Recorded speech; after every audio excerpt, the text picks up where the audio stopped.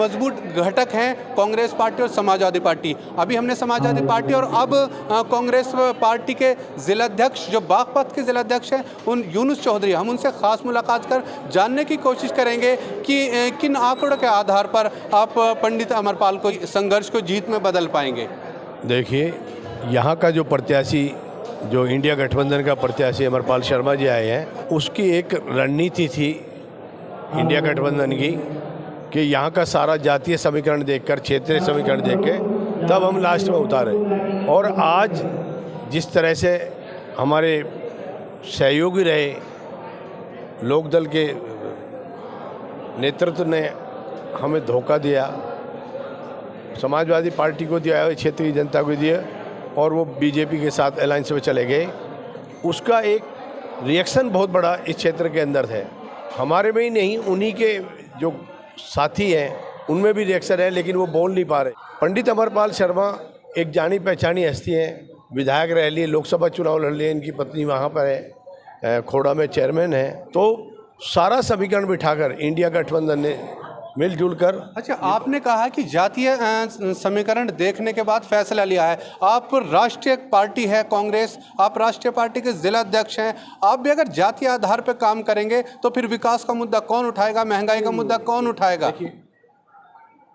यहाँ में और उत्तर प्रदेश में एक अलग अलग क्षेत्रों में अलग अलग समीकरण बन गए। ये तो बनाए नहीं गए। कि पश्चिम उत्तर प्रदेश जो है जातीय आधार पर टिकट बांटा जाना बेहतर है। नहीं नहीं नहीं, जाति से मतलब मेरा जो क्षेत्र की जनता की आवाज़ है, जो हम लोग चाह रहे थे, और समीकरण सब लोग देखते हैं।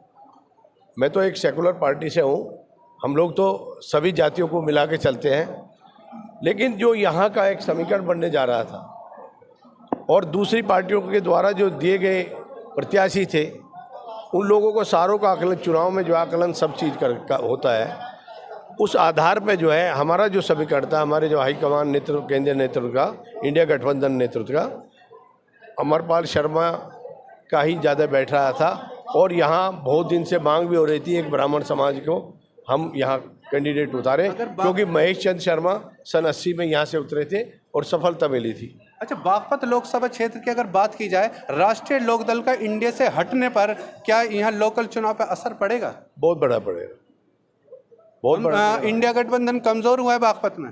इंडिया गठबंधन कमजोर नहीं हुआ, बल्कि मजबूत हो गया और ज़्यादा। जो बैकवर्ड क्लास, हमारे जो बहुसंख्य भाई हैं बैकवर्ड क्लास के, वो फूल के साथ थे। और मैं ये दावे के साथ कह रहा हूँ, मुझे काफ़ी लोग मिल रहे हैं, वो इस इंतजार में थे कि नलके के निशान को हम वोट नहीं देना चाहते और हमें कोई ऐसा उसका ऑप्शन मिल जाए कि जिसको हम फूल पर जाके वहाँ चले जाएं।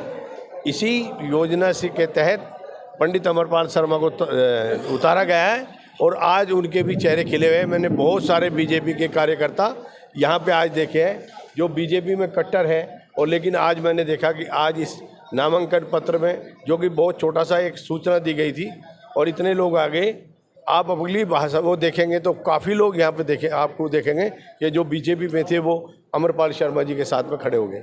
अच्छा, 16,42,278 मतदाता हैं इस क्षेत्र पर, 4.5 लाख, तकरीबन 28% मुस्लिम लोग हैं। तो और आप मुस्लिम समाज से आते हैं, इसलिए पूरी लोकसभा क्षेत्र के अंदर ये सवाल ऊपरी सतह पर तैर रहा है कि मुस्लिम समाज इस बार भाजपा को हराने के लिए बहुजन समाज पार्टी की ओर झुकेगा या फिर इस गठबंधन पर ही टिका रहेगा?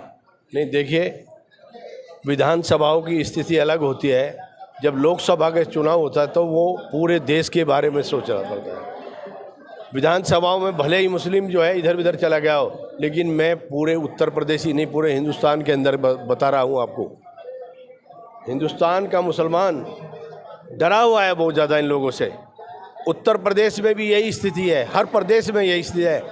मैं ये मानता हूँ कि अल्पसंख्यक भाई जो जितने भी मुस्लिम लोग हैं, एक मत होकर 98% चुनाव बीजेपी को और बीजेपी के सहयोगी दलों को हराने का काम करेंगे और एक एक वोट जो है वो इंडिया गठबंधन को जाएगी। एक बड़ा सवाल और आपसे करना चाहेंगे कि भारत के अंदर इंडिया गठबंधन अगर जादुई आंकड़ा 272 का पाता है तो उस कंडीशन में प्रधानमंत्री का दावेदार कांग्रेस पार्टी का होगा या फिर किसी अन्य का? क्या मानना है आपका? देखिए, अभी तक तो यही है कि राहुल जी ने जिस तरह से पूरे भारत की यात्रा 2 बार की, संघर्ष की, और वो आदमी लालची नहीं है। इस देश के संविधान को बचाने के लिए उस परिवार ने बड़ी से बड़ी कुर्बानी दी है हमेशा। राहुल गांधी जी चाहते तो पहले भी प्रधानमंत्री बन सकते थे, सोनिया जी बन सकती थी, लेकिन उन्होंने यहाँ की देश की चिंता करी, प्रधानमंत्री की नहीं करी। और यही मैं मानता हूँ कि राहुल गांधी जी का यही कद है सबसे बड़ा, कि वो आज भी अगर पूरा इंडिया गठबंधन राहुल जी को बनाएगा तो हाँ भरेंगे, वरना देश के संविधान को बचाने के लिए, देश को बचाने के लिए अपने आप को हर चीज़ वो समर्पित कर देंगे। अच्छा, एक बात आपने कही कि संविधान को बचाने के लिए कांग्रेस पार्टी बहुत एक्टिव है, इसका एक अर्थ ये भी होता है कि संविधान खतरे में है। आप देख ही रहे हैं जिस तरह से ये लोग मनमाने ढंग से पूरे देश की अर्थव्यवस्था को खंडित कर दिया, आपसी भाईचारे को ख़त्म कर दिया, नए नए कानून ला रहे हैं और नए नए बंदिशें लगा रहे हैं। जिसको चाहते हैं उसको जेल में डाल देते हैं, जिसको चाहते हैं उसका खाता सीज कर देते हैं। और जो अपराधी किस्म के लोग हैं, जिन पे घोटाले लगे हुए हैं, यदि वो पार्टियों से छोड़ के बीजेपी में चले जाते थे, वे लोग बढ़िया सुरक्षित बढ़िया होते हैं, उनके खिलाफ ईडी के कोई छापे नहीं लगते। तो जैसा अन्याय इस देश के अंदर और अल्पसंख्यक के साथ में हो रहा है, वो बीजेपी के द्वारा किया जा रहा है।